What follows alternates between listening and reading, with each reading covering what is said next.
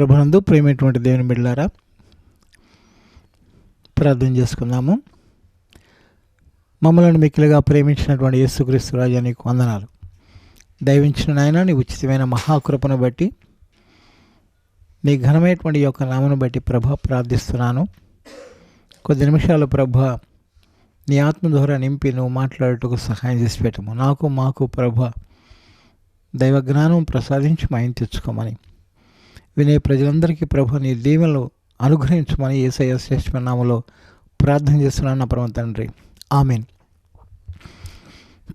ప్రభునందు ప్రేమైనటువంటి యొక్క దేవుని బిడ్డలారా, 2వ సమూయేలు గ్రంథము 20వ అధ్యాయము 1st వచనం నుండి కొన్ని వచనాలు చదువుకుంటూ కొద్ది నిమిషాలు ప్రభు మాట్లాడుతానని ఆశిస్తున్నాను. బెన్యామీనీయుడగు బ్రిక్కిరి కుమారుడైన షెబయ అను పనికిమాలిన ఒకడు అచ్చట ఉండెను. వాడు, దావీదునందు మనకు భాగము లేదు, యెషై కుమారుని యందు మనకు స్వాస్థ్యము ఎంతమాత్రం లేదు. ఇశ్రాయేలు వారులారా, మీరందరూ మీ గుడారములకు పొండని బాకా ఊది ప్రకటన చేయగా, ఇశ్రాయేలు వారందరూ దావీదును విడిచి బిక్కిరి కుమారుడగు అయినటువంటి యొక్క షెబయను వెంబడించిరి. అయితే యోర్దాను నది నుండి యెరూషలేము వరకు యూదా వారు రాజును హత్తుకొనిరి. ప్రభునందు ప్రేమైనటువంటి దేవుని బిడ్డలారా, దావీదు ఎలాంటి వాడో మనకు తెలిసిన విషయమే. ఎందుకంటే పరిశుద్ధమైనటువంటి యొక్క గ్రంథాన్ని ధ్యానం చేసుకున్నటువంటి వారికి దావీదు ఎలాంటి శ్రేష్ఠుడో, చిన్నతనం నుంచి గొర్రెలు మేపుకునేటువంటి వాడు, తన యొక్క తండ్రి గొర్రెలను మేపుతూ ఉన్నటువంటి వాడిగా ఉన్నటువంటి యొక్క దావీదు అనగా ప్రియుడు, దేవునికి ఇష్టమైన వాడు, దేవుని యొక్క హృదయానుసారుడు. ఆయన చిన్ననాటి నుండి కూడా తన యొక్క తాతయ్య గారు చెప్పినటువంటి యొక్క దైవభక్తి కలిగినటువంటి యొక్క కథలు వినేవాడంట, కీర్తనలు పాడేటువంటి వాడంట. ఆయన సంగీతము, నాట్యం చేసేటువంటి యొక్క గొప్ప వీరుడుగా ఉన్నాడు. అయితే ప్రేమైనటువంటి దేవుని బిడ్డలారా, ఆయన బాల్య వయస్సులోనే గొర్రెలు మేపుతూ ఉండగా అరణ్యంలో ఉన్నటువంటి యొక్క గొర్రెలు మేపేటువంటి యొక్క విషయంలో మందలకు వచ్చేసి సింహం గొర్రె పిల్లని హఠాత్తుగా ఎత్తుకొని పోతుండగా, తన నోటికి కరుచుకొని ఎత్తుకొని పోతూ ఉండగా, పోతే పోయిందిలే, ఏమో గొర్రె పిల్ల పోతే పోయింది, చాలా గొర్రెలు ఉన్నాయి కదా, ఆ గొర్రెలు మళ్ళీ కడుతూ ఏంటి కదా, పోతే పోయిందిలే, నా ప్రాణం దక్కించుకున్నాను అనుకున్నాడా? ప్రభునందు ప్రియమైన వారలారా, గొర్రెల కొరకు ప్రభు అన్నాడు కదా, నేను గొర్రెలకు మంచి కాపరని, గొర్రెల కొరకు నా ప్రాణం పెట్టుదని అన్నాడు. అదేవిధంగా దావీదు కూడా తన బాల్య వయసులోనే గొర్రెలు మేపుతూ ఉండగా సింహం వచ్చి ఎత్తుకెళ్ళిపోతుంటే ఆ సింహం వెంట పడ్డాడట. ప్రియులరా, ఆయన దగ్గర కత్తి లేదు, ఏ ఆయుధం కూడా లేదు, ఒట్టి చేతులతో పరిగెడుతున్నాడండి సింహం వెంబడబడి. అది ఎంత ధైర్యము! కారణం ఏంటంటే పరిశుద్ధాత్మ దేవుడు అతనిలో ఉన్నాడు, అతను ఆవరించి ఉన్నాడు. దేవుడిచ్చినటువంటి యొక్క మహాబలం చేత ఆ సింహాన్ని పట్టుకోవడానికై వేగంగా పరిగెడుతున్నాడు.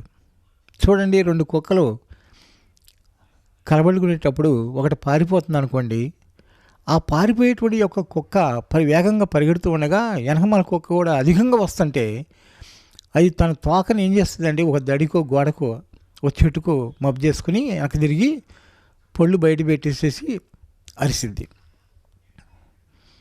ఎందుకంటే ఇక నా వల్ల కాదు పరిగెయటం, ఎలాగైనా సరే నన్ను నేను కాపాడుకోవాలని తిరిగిద్ది కదా. అయితే వెళ్ళిన కుక్క ఎగిరి దాని మీద పడిపోద్ది. అట్లాగే దేవుని యొక్క మహాకృపను బట్టి పరిశుద్ధాత్మ అభిషేకంతో నిండినటువంటి ఈ యొక్క దావీదు భక్తుడు ఏం చేశాడంటే, వేగంగా పరిగెడుతుంటే ఆ సింహము, గొర్రెపిల్ల నోటికి వెళ్ళిపోయేటువంటి యొక్క సింహము పరిగెత్తి చివరికి వెనక తిరిగి చూస్తే దావీదు వస్తామన్నాడు. సింహం కంటే వేగంగా వస్తున్నాడు. అంగేసేసరికి పరిశుద్ధాత్మ దేవుడు బహువేగంగా పరిగెడుతుంపజేస్తుంటే గాలిలో వెళ్ళిపోయినట్టుగా ఉన్నాడట. అలాగే వెళ్ళేసి సింహంని తన మెడకాయని సంకలో పెట్టుకుని పైదవడ కిందవడ చీల్చి దాన్ని చంపి ఆ గొర్రెపిల్లని మెడ మీద వేసుకుని పాట పాడుకుంటూ వస్తున్నాడంట. ప్రియులారా, ఇలాగ ఎలుగుబంటిని కూడా చంపేశాడంట. అలాంటి యొక్క స్థితిలో ఉన్నటువంటి యొక్క దావీదు తన యొక్క తండ్రి యెషయా, యుద్ధంలో ఉన్నటువంటి యొక్క తన కుమారులు అంటే దావీదు అన్నలు యుద్ధంలో ఉండగా సౌలు రాజే ఉండి గొలియాతు వచ్చి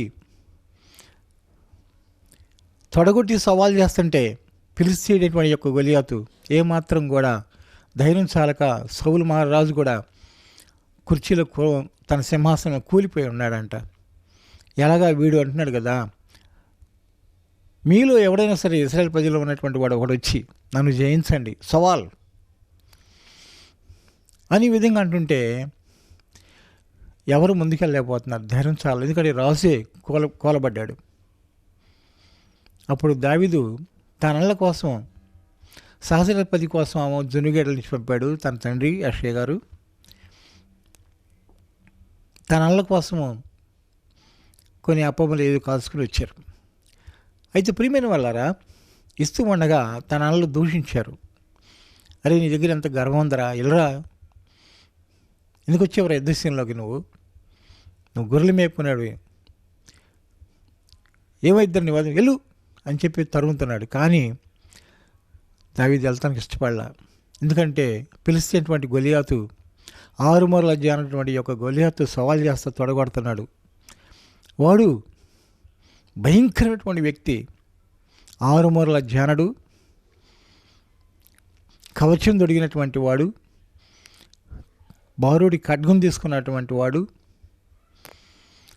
డాల్ ఉంది, ఈటి ఉంది.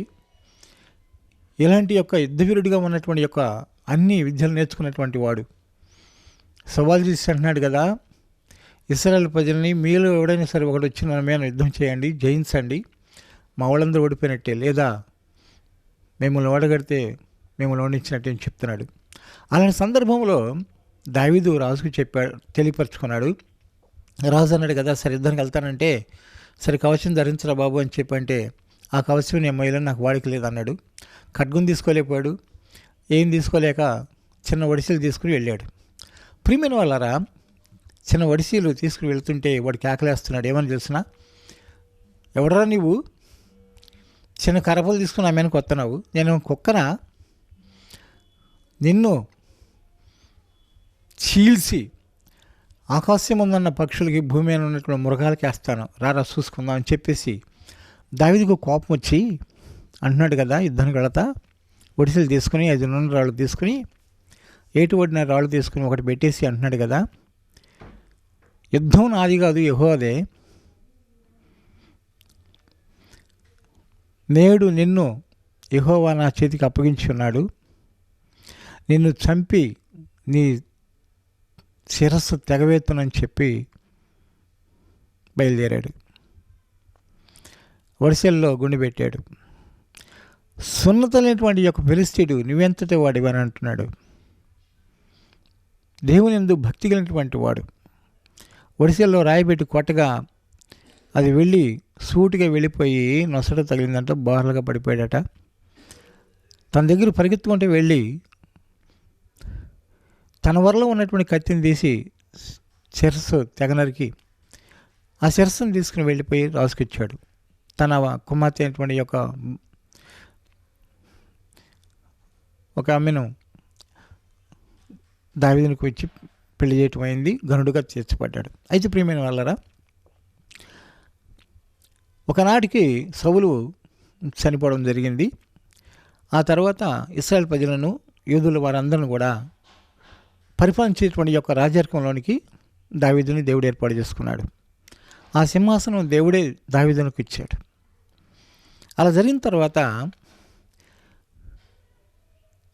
ఈ కొనసాగుతూ ఉండగా, రాజ్య పరిపాలన చేస్తూ ఉండగా, ఇప్పుడు మనం చదువుకున్నటువంటి యొక్క వ్యక్తి ఒక పనికిమాలినటువంటి వాడు.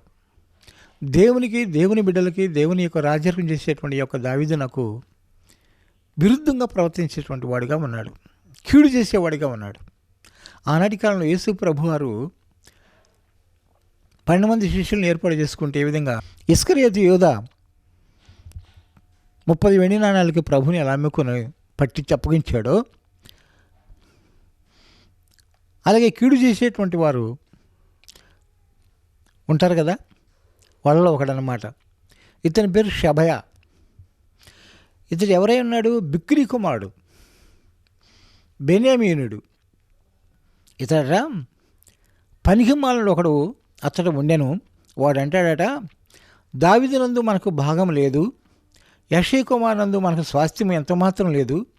ఇశ్రాయేలు వర్లారా, మీరందరూ మీ మీ గుడారములకు పొండని బాగా ఊది ప్రకటన చేయగా ఇశ్రాయేలు అందరూ దావీదుని విడిచి బిక్రీ కుమారుడైన షబయ వెంబడించారంట.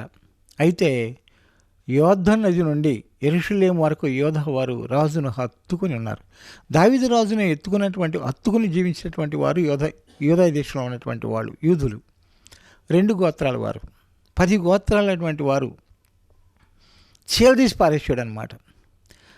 వాళ్ళందరూ కూడా ఇశ్రాయేలు ప్రజలందరూ కూడా బయటకు పంపించేశాడు, వెలపల వాళ్ళ గుర్రాలకు పంపించేసాడు అనమాట. బాగా ఊది పంపించి పారేసాడు. వెళ్ళండి అని అన్నాడు.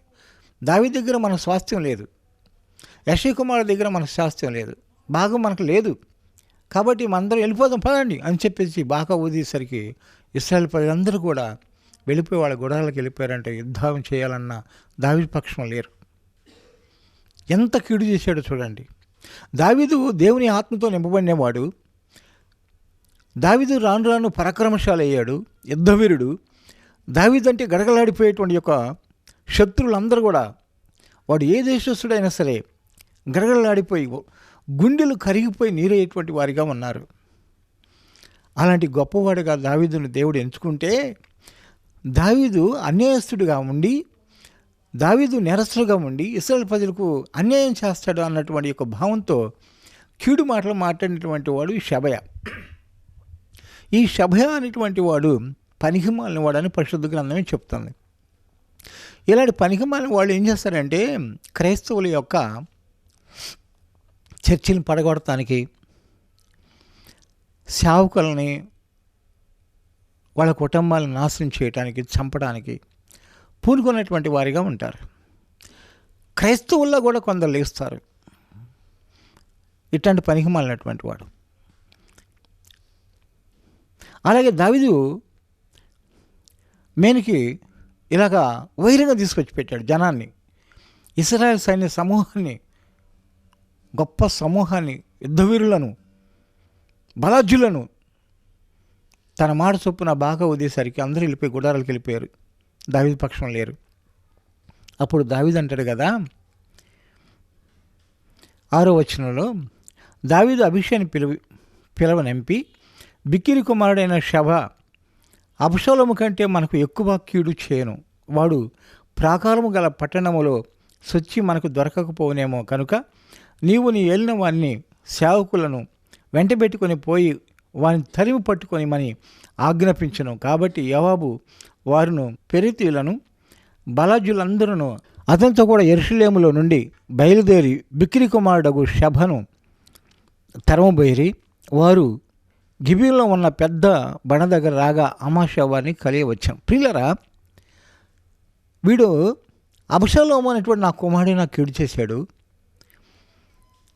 అబ్షాలోమే ఇశ్రాయేలు ప్రజలను సైన్యాన్ని తన వశపరుచుకొని చివరికి నా మీదకి నన్ను చంపడానికి, నా సైన్యం మీదకి రావడానికి ఇష్టపడ్డాడు. నా సైన్యంలో ఉన్న వాళ్ళని కొంతని ఏర్పరచుకున్నాడు. అయినను నా బిడ్డ బ్రతకాలని ఆశపడ్డాను, కానీ ఈనాడు లేడు నా బిడ్డ. అయితే అంతకన్నా ఎక్కువ కీడు చేస్తాడు ఈ షబ అనేటువంటి వాడు, పనికిమాలినటువంటి వాడు. కాబట్టి వీడిని గొప్ప ప్రాకారం కలిగినటువంటి యొక్క పట్టణంలో జొరబడిపోయి వాడు మనం దొరకకుండా పోతాడేమో, అందును బట్టి అభిషేక్ని పిలిచాడు. అభిషేక్ అంటే ఎవరంటే తన అక్కగారి కుమారుడు యోవాబు, అబీషయి, అషయేలు. వీళ్ళ ముగ్గురు తన యొక్క అక్కగారి కుమారులు దావీదునకు కుడిభుజంగా ఉండేటువంటి వారిగా ఉండేవాళ్ళు. ప్రియమైనటువంటి దేవుని బిడ్డలారా, అప్పుడు యోవాబు ఏం చేశాడంటే, ఎక్కడైతే పెద్ద ప్రాకారం కట్టబడినటువంటి యొక్క పట్టణంలోకి జొరబడ్డాడో ఈ షబ అయినటువంటి యొక్క వాడు, అక్కడికి వెళ్ళి ప్రాకారం ఎక్కడానికి వీలు లేకపోవటం వల్ల వాళ్ళు గేట్లు తాళాలు వేసేసుకున్నారేమో. అయితే ఈ ప్రాకారాన్ని పగలగొడుతున్నారు, చుట్టుముట్టేశారు, బురుజులు నాటారు. 15వ వయసు చూద్దాం. ఈ ప్రకారము వారు వచ్చి ఆబేలు బేత్మయ ఎందు బిక్రీని ముట్టడి వేసి పట్టణ ప్రాకారం ఎదుట బురుజు కట్టగా వారందరూ ప్రాకారము పడవేయుటకు దాన్ని కొట్టిరి. ప్రాకారం పడేయటానికి కోసమే ఇక పగలగొడుతున్నారు ప్రహరీ గోడని. ప్రియులరా, ఎత్తైన ప్రాకారం, చాలా వెడల్పు. అలాంటి ప్రాకారాన్ని ఏం చేస్తున్నారంటే, దావీదు పక్షం ఉన్నటువంటి యొక్క యూదా సైనికులైనటువంటి వారు, యోవాబు నాయకుడు వెళ్ళి ఆ ప్రాకారాన్ని పగలగొడుతూ ఉన్నప్పుడు, యోవాబు నాయకుడు దావీదు పక్షం ఉన్నటువంటి వాడు ఆ పట్టణంలో ఎవరు కూడా, వామో మన యొక్క ప్రాకారం పగలగొడుతున్నారు, ఎవరు, దావీదు సైన్యం వచ్చి పగలగొడుతున్నారు, కాబట్టి మన పట్టణానికి ఏదో నాశనం చేయడం కోసం వస్తున్నారు అని ఏమాత్రం కూడా యోవాబు గారిని అడగట్లేదు, పగలగొట్టే వాళ్ళని కూడా అడగట్లేదు. భయపడిపోతున్నారు, వణిగిపోతున్నారు పట్టణంలో ఉన్నటువంటి వాళ్ళు. అప్పుడు ఆ ప్రాకారంలో యుక్తి కలిగినటువంటి ఒక స్త్రీ, భక్తి కలిగినటువంటి ఒక స్త్రీ, ఆమె ఏం చేసిందో చూద్దాం. 19వ వచనం. నేను ఇశ్రాయేలు నందు నిమ్మళస్తులలోను యథార్థవంతులలోను చేరిక అయిన దానను. చూసారా, నిమ్మళస్తులలోను యథార్థవంతులలోను చేరిక అయిన దానం, నేను నిమ్మళించేటువంటి దానం, యథార్థవంతురాలను. ఇశ్రాయేలు పట్టణంలో ప్రధానమగు ఒక పట్టణము లయము చేయవలని నీవు ఉద్దేశిస్తున్నావు.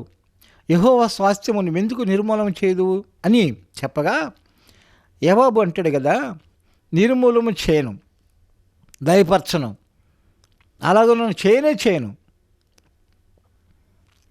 సంగతి అది కానే కాదు. బిక్రీ కుమారుడగు షబ అను ఎఫ్రాయిము మన్యపోవాడు ఒకడు రాజైన దావీదు మీద ద్రోహం చేసి ఉన్నాడు. మీరు వారిని మాత్రం అప్పగించిన తోడనే నేను ఈ పట్టణం విడిచిపోదనని చెప్పగా, ఆమె అంటుంది కదా, యోవాబుతో అంటుంది కదా, చిత్తము వాని తల ప్రాకారము పైనుండి పడవేయబడునని చెప్పిపోయి తాను యోవాబుతో పలికిన యుక్తిగల మాటలను జనులందరికీ తెలియజేయగా, వారి బిక్రీ కుమారుడు షబ యొక్క తలను ఛేదించి యోవాబు దగ్గర దాన్ని పడవేసిరి. కాగా అతడు బాకా ఊదించిన తర్వాత జనులందరూ ఆ పట్టణం విడిచి ఎవరి గుడారములకు వారి పోయిరి. యోవాబు యెరూషలేమునకు రాజునద్దకు తిరిగి వచ్చింది. ప్రియులారా, ఒక యుక్తి కలిగినటువంటి ఒక స్త్రీ, జ్ఞానం కలిగినటువంటి స్త్రీ, తెలివి కలిగినటువంటి స్త్రీ ఆ పట్టణంలో ఉందంట. ఎవరు కూడా యోవాబును పలకరించడానికి ధైర్యం లేదు. దావీదు బాగా రౌద్రంతో ఉన్నాడు. ఈ కీడు చేసినటువంటి వాడు తన ప్రజలైనటువంటి వారిని అందరూ కూడా ఇళ్ళకు పంపించాడు. దావీదు పక్షంలో లేకుండా పోయారు. దావీదునకు బహా ఉగ్రత వచ్చింది. పనిహిమాలను తీసేస్తే ఖచ్చితంగా మన యొక్క దేశానికి మేలు దొరుకుతుందని చెప్పేసి, అంతా కలిసికట్టుగా ఉంటారు యుద్ధ వీరులు అని చెప్పేసి దావీదు ఆ పని చేయమన్నాడు. పగలగొట్టి వేస్తున్నారు. అప్పుడు ఆ పట్టణం నుంచి ఒక స్త్రీ ఏం చేస్తుందంటే, తెలివిగల స్త్రీ ప్రాకారం ఎక్కిందండి. ప్రాకారం ఎక్కి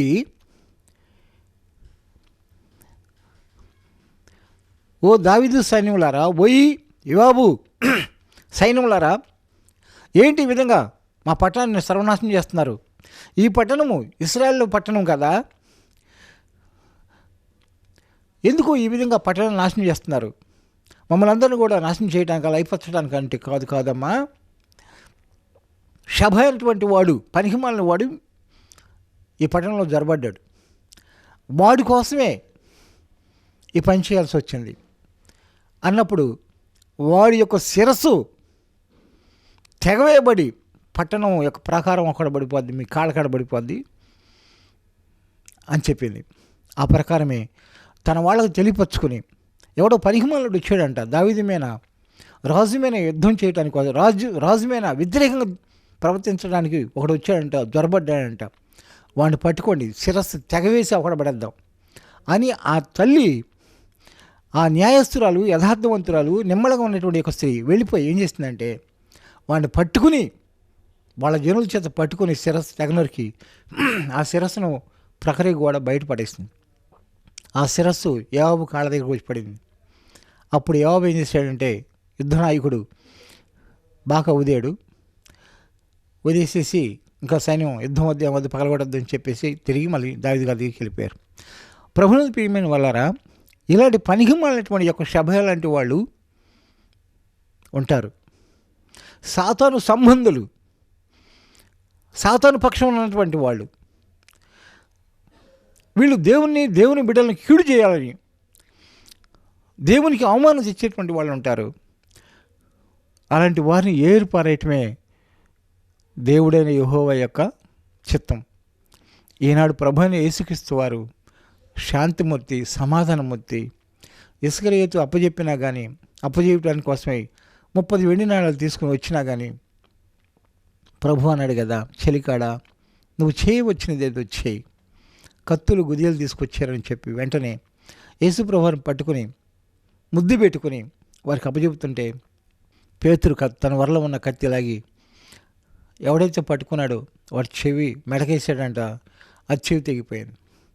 అయితే ప్రియమైనటువంటి దేవులారా, ప్రభు అంటాడు కదా, పేతురు మనం కత్తులతో గుదియలతో కాదు, సమాధానంతోనే కొనసాగాలని చెప్పి నీ కత్తిని వరల పెట్టేసి ఆ తెగిపోయిన చెవుని మళ్ళా తీసి అంటించేసి అద్భుతమైన కార్యం చేసినటువంటి వాడు మన ప్రభు అని యేసుక్రీస్తు వారు. ప్రభునందు ప్రియమైన వాళ్ళారా, బందిపూడి దొంగల మధ్య ప్రభుని యేసుక్రీస్తు వారు సిలువేయించుకున్నాడు. అలాగే వేయించుకున్నాడు. తండ్రి వీరేం చేస్తున్నారో వీరెరు కనుక వీరిని క్షమించమని ప్రభు అడిగినటువంటి వాడు. ప్రియులారా, దేవునికి ఉన్నటువంటి యొక్క మంచి మనసు, అలాంటి శ్రేష్టమైనటువంటి యొక్క సమాధానం, శాంతి, నెమ్మది మనం కలిగి ఉందాం. యేసుక్రీస్తు వారు తన రక్తం కార్చినప్పుడు శిలువలో ఆ గొలుగుతో కొండ మీద కార్చేటప్పుడు ఆ రక్తపు యొక్క సువాసన శ్రేష్టమైందంట, పరిమళ సువాసన కలిగినటువంటిదంట. ఆ పరిమళ సువాసనతో కూడినటువంటి యొక్క శ్రేష్టమైనటువంటి యొక్క ఆ రక్తం ద్వారా మనకు విమోచన, విడుదల, పాపక్షమాపణ ఉంది. పశ్చాత్తపడి కన్నీరు విడిచి ప్రభు నేను పాపిని అని చెప్పి ఒప్పుకున్నటువంటి వారు యేసుక్రీస్తు వారి యొక్క రక్తంతో కడగబడి అతను మారుమనసు పొంది పాపక్షమాపణ యేసుక్రీస్తు నామములో బాప్తిసం పొందినట్లయితే ఆయన రక్తమాంస పాలిభోస్తులతో పరిశుద్ధంగా జీవించేటువంటి వారు నిత్య రాజ్యంలో ప్రవేశించేటువంటి కృపను దేవుడు అనుగ్రహిస్తాడు. శబయ లాంటి వాళ్ళు ఎవరిని కూడా ఉండకూడదని, అలాంటి వారిని ఏర్పరిచేటట్లుగా మనం ప్రార్థన చేసుకుని విజయం పొందాలని ప్రభు పేడ మనసిస్తూ ఈ మాట ఇంతతో ముగిస్తున్నాను. దేవుడు మూలు దీవించును గాక. కన్నీరు కార్చి ప్రార్థన చేసుకుని పరిశుద్ధంగా జీవిద్దాం, దేవుని రాజ్యం వారసులు అవుదాం.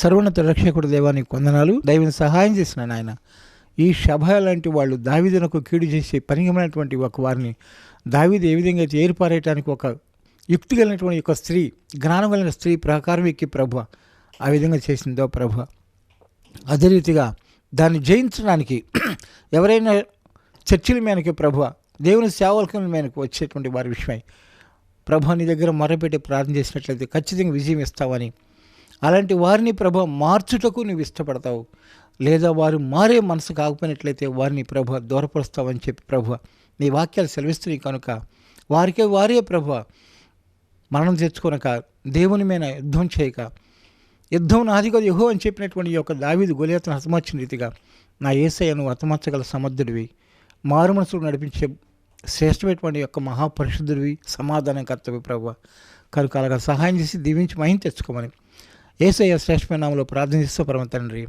ఆమేన్. మన ప్రభువును రక్షకుడు యేసుక్రీస్తు వారి యొక్క కృప ఆయన సన్నిధి నిత్యము మనకును మన యొక్క కుటుంబాలకు సమాధానం దొరుకును గాక. ఆమేన్. God bless you. అందరికీ వందనాలు.